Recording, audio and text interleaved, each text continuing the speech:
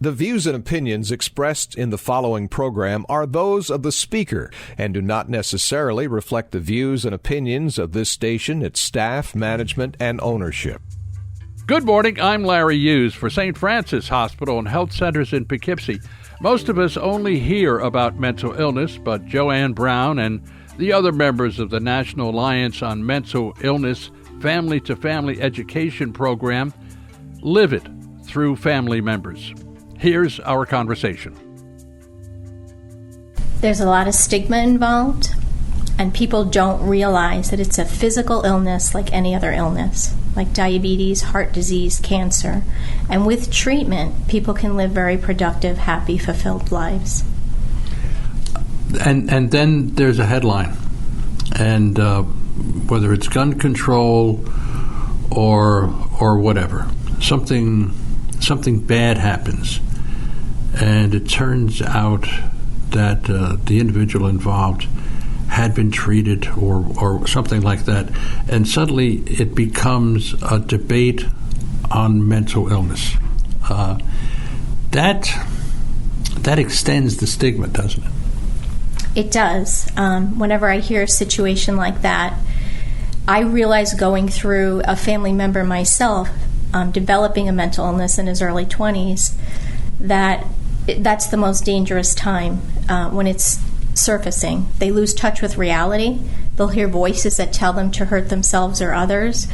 So it's a very dangerous time. Or maybe they've been in treatment and now they're feeling better and they stop taking their medication, because that's another problem. People with mental illness, once they feel better, they stop taking their meds. They don't think there's something wrong with them, so they're constantly going off of their medication. And the meds often have drawbacks. Yes, my son gained 70 pounds in 3 months from medication. There's drawbacks, but any medication we take, antibiotic, whether we're taking medication for heart disease, even chemotherapy, it has side effects and it affects other organs and parts of the body. But you have to weigh it. The good outweighs the weight gain or the side effects, because then it helps your brain to become balanced and then you can function. So yes, there's side effects, but to be able to think clearly and live a functioning life surely outweighs that. Your son developed a mental illness in his 20s. Was there any family history, or were you just caught by this? I think there's some family members with undiagnosed mental illness, whether it be depression or something else, but we were totally caught off guard. We just not any close family member had a serious mental illness, and we didn't even realize what was happening. We just knew something was really, really wrong. What were some of the early signs that, in retrospect, maybe you could have connected some dots on? My son was on his own, in his own apartment, working. He started becoming disorganized, paranoid, talking about bizarre things, and thinking things had power or people were reading his mind. He wasn't eating. So now that I look back, I could see that those are definitely, he got very quiet and he looked very disconnected, because these are the signs of relapse. And we know that if we see that occurring now, the red flags are up and we watch him because he probably stopped taking his meds. I would guess that, like most parents, your first conclusion was that he's doing drugs. Exactly. That's exactly it. But you realize, especially once he's taken to the hospital and they do all the blood tests, that it's not drugs or alcohol at all. That there is definitely a chemical imbalance in the brain which is causing incorrect thought process. And but it's still very difficult to accept the mental illness. So you're in total denial and you're wondering, is it drugs, is it illness? You just know something's really wrong. And then when you find out it is mental illness, that's very difficult to accept as well. If there were do-overs, would you have acted sooner, or could you have acted sooner? That's a great point. That's a problem. once they're of age, and my son was 22, you cannot get them help. Yeah. He refused to go to the doctor. We knew something was wrong. We actually visited a psychiatrist, my husband and I, to talk about what we could do to get him in there, because he was not a danger to himself or others. And he was going to work, he was functioning, but they warned us that he's going to decompensate, and eventually he won't be able to hold his job. And that is what happened. It took a couple of months, but it's very frustrating because you know as a parent there's something seriously wrong and you can't get them help. How frustrating it must be to, as a parent, suspicious, strongly suspicious of a psychiatric mental illness problem, and by law not being able to help your own child. Yes, it's frustrating. You feel helpless. It was actually one of the worst periods of our life. If your son had developed these symptoms when he was 17, it would have been totally different? I have no experience with that, but from people that in my support group that I do hear, it is different because you're the parent, you're able to get them help, and I hear that as soon as they turn 18, have things in place because it drastically changes. I can't imagine what that must have been like for you. How many sleepless nights? I still have sleepless nights, but they're getting better. Yeah. You just worry, you do. But once they're in treatment and you become educated about it, it's easier. It is. And to see, him in treatment and accepting it, even though at times he still doesn't think he's ill, he's living a very productive, happy life. And it's easier for us because we're educated as well. When did you find NAMI? We found NAMI, actually the support group, when he was acting bizarrely and he was refusing to get help. And we started going to the support group, and they gave us resources, a booklet. We just had support because at that point in your life, something's wrong, but you can't do anything about it. And you're waiting for the very, very bad to happen, unfortunately, until they get into a crisis and they end up in the hospital. And then when they're in crisis, you as a family are also in crisis because you've just been traumatized by what you've gone through. You have to take a cram course, don't you? I mean, nothing in life, and again, it's an assumption, nothing in life prepares you for finding yourself in this situation. And this isn't someone this is yours. And I suppose there are those who choose to walk away, but that really was never an option, was it? No, not at all. He had a desire, because once he went back in the hospital, he ended up in a psychiatric hospital for 4 months, but he had a very strong desire to become independent again, to again get his own apartment, get his car back on the road, at some point be volunteering or working again. And we supported him. It was difficult because we live, even though we're in Dutchess County, it's 45 minutes each way, and he was out here in Poughkeepsie. So every day for 3 years, it seemed, we were coming out here and back, sometimes twice a day. But that support is so important. They say when they have family and friends supporting them, that their recovery and relapse is less. What were your options? I mean, well, first, when did you find out exactly what it was that you were dealing with? What his specific illness was? When he was first hospitalized, they gave him a diagnosis. And then he did the partial program, and he was trying to go back to work. He actually made it a couple of days and back to his own apartment. And then he relapsed because he stopped taking his meds. At work, he was working on a machine, and the meds were making him too tired, so they lowered them. And he was rehospitalized, and then we realized the seriousness of the illness, and then especially when he had to go to the psychiatric hospital for stabilization and safety, and realizing, too, that no matter that he was on medication and taking it, some medications do not make everything go away. They minimize the symptoms, but sometimes the voices don't stop. The delusions are still there.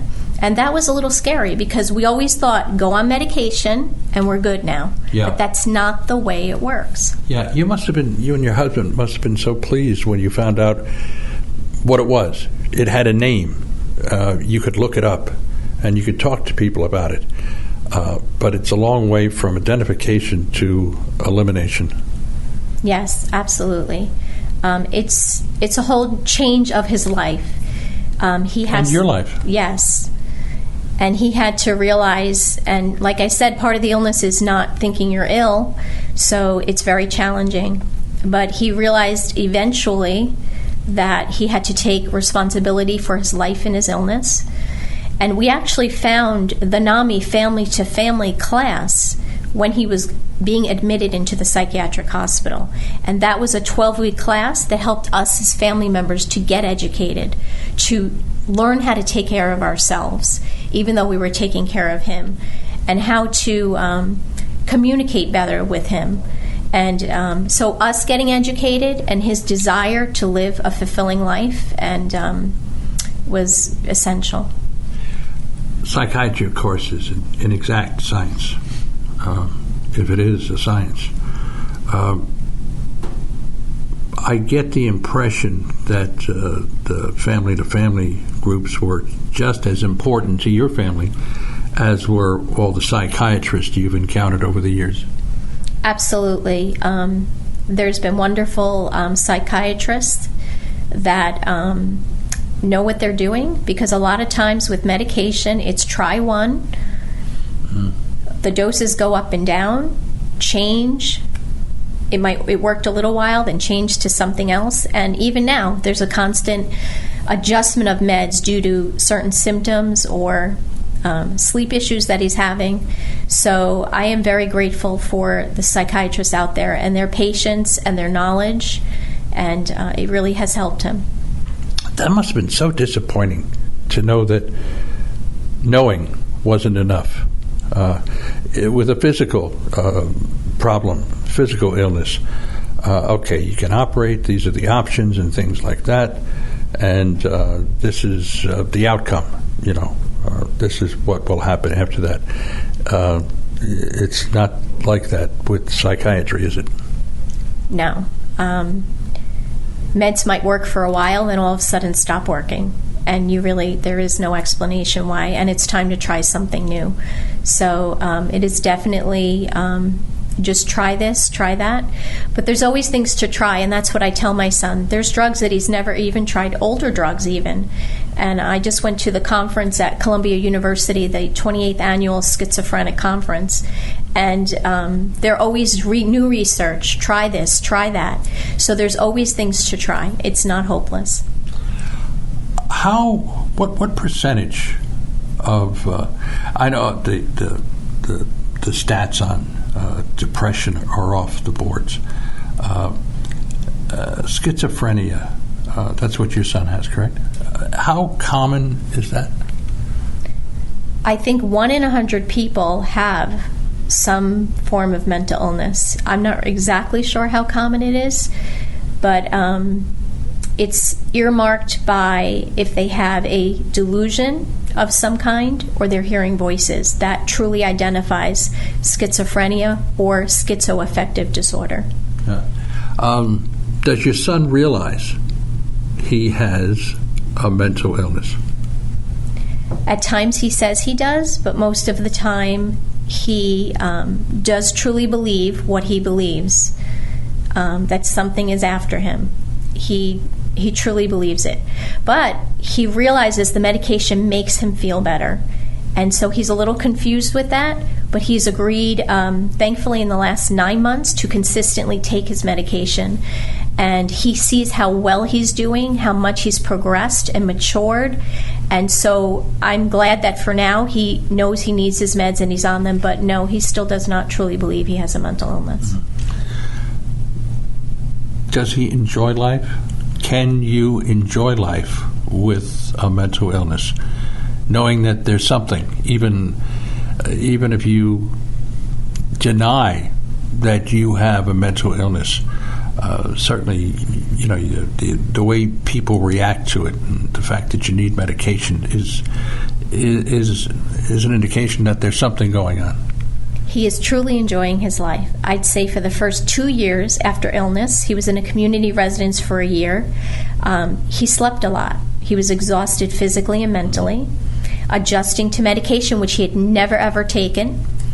And now it's been 3 years, and like I said, in the past 9 months, he's playing guitar again, he's volunteering, he's back in touch with his old friends, making new friends, trying to help people.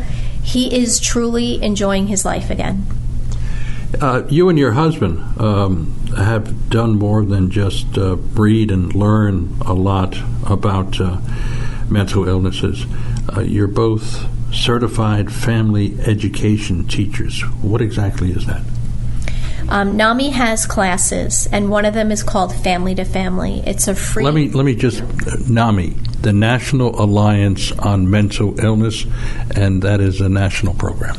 It is national, and then they have a New York State NAMI, and then they have affiliates. And NAMI Mid-Hudson is the affiliate we belong to, which is Dutchess and Ulster County.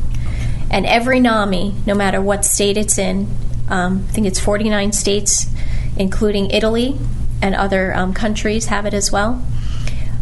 We have a free 12-week educational class, and it's for family members or friends who have a loved one with a mental illness. So like I said before, my husband and I took that in the fall of 2010. This past fall, we got a call from the president of NAMI Mid-Hudson, Barry Campbell, and he asked if we would be willing to go be certified teachers. The qualification is they do train you. It's very professional material. And another qualification is you have to be living with somebody who has a mental illness, because you're in a room with all these families. And even though you have families yourself, family members, best friends, they don't understand if they're not living with someone with a mental illness. So it's really an important factor. Every class, we have a bond with every single member that takes the class, every single person. We just bond. That must be so important. That person knows what we're experiencing, as opposed to some paid speaker or some full-time professional. Yes, and not only do we know what they're feeling, sometimes we're teaching the class and our loved one is in crisis themselves. And they yet, despite all of that, they look at us and they see that we're educated now. We realize what's going on, and they say that you look so good, you're doing so well, we want to be in that place, because in the beginning it's so scary and you're uneducated and it's a whole different place. So we give them hope and they inspire us, just like we got hope and were inspired when we took the class. Is our country unique, or are the same illnesses, mental illnesses, the same numbers generally? Does it hold up worldwide? It does. I don't remember the exact statistics, but in the class we do talk about that. And it is amazing that anywhere in the globe, it's the same. There's mental illness. Every culture, every country. The shootings at the school in Newtown, the calls for background checks and the full litany. And the attention was also turned to people with mental illness having accessibility to weapons. Is that a legitimate argument from your perspective? Or does that just, here we go again, and you can predict that it's going to wind up with mental illness? In some situations, the person with the mental illness is trying to access a gun, whether to kill themselves or harm others that voices are telling them. And I've learned, because of my concern with that every state, if somebody is involuntarily committed to a hospital, like my son was twice, their name should go on this list for the background check. So if they walk into Walmart or Dick's to try to buy a gun, they see that their name is on this list and they're unable to access it.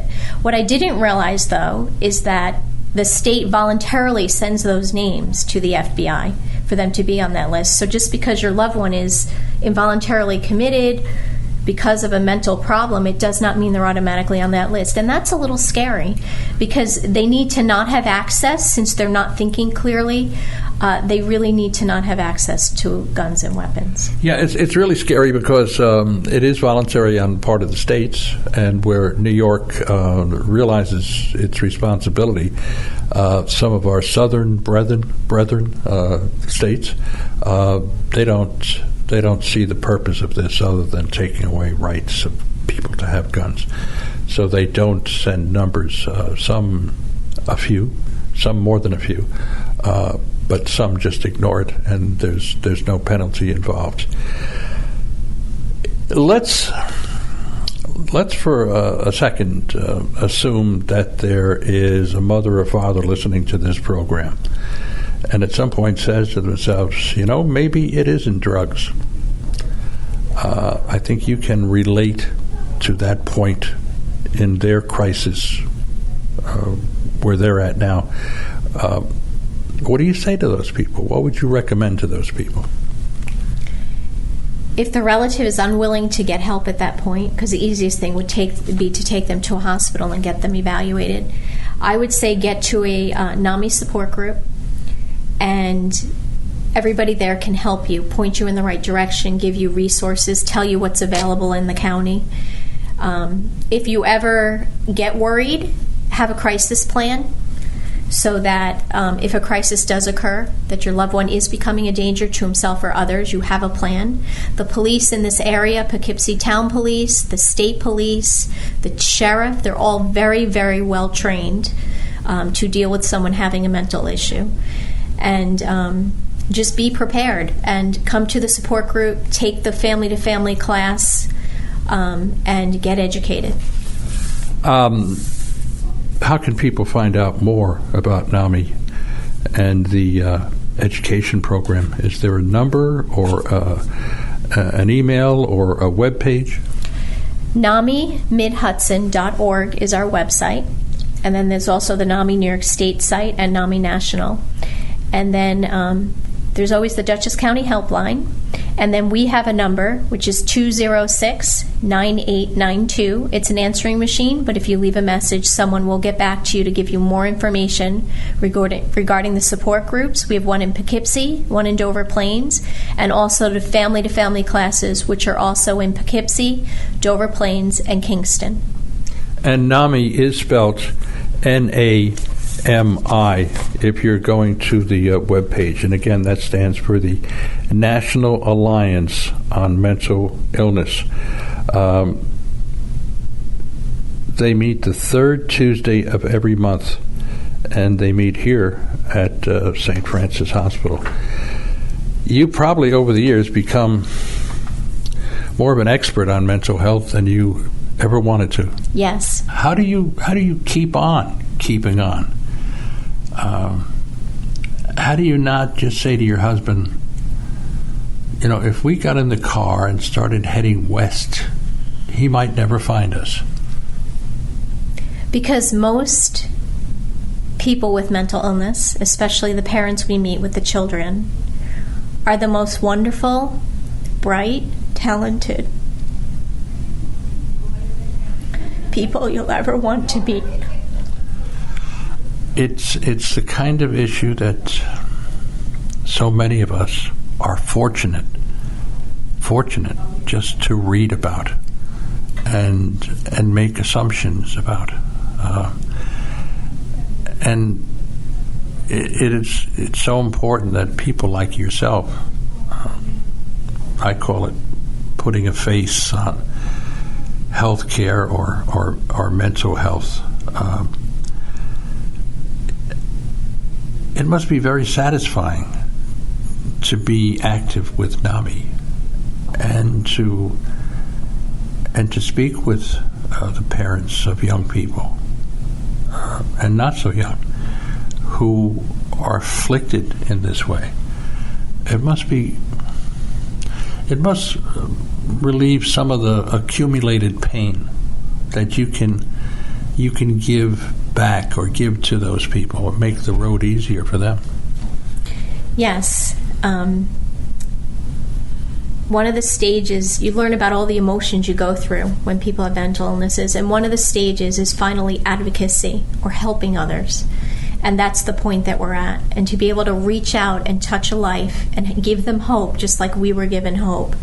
And then those that have had children with mental illnesses that are in their 40s, 50s now, they give us insight and wisdom as well. So it's all a team effort, and we're all helping each other. How many dishes have you broken, as if thrown against the wall? I don't throw dishes. Oh. How do you get rid of the anger? And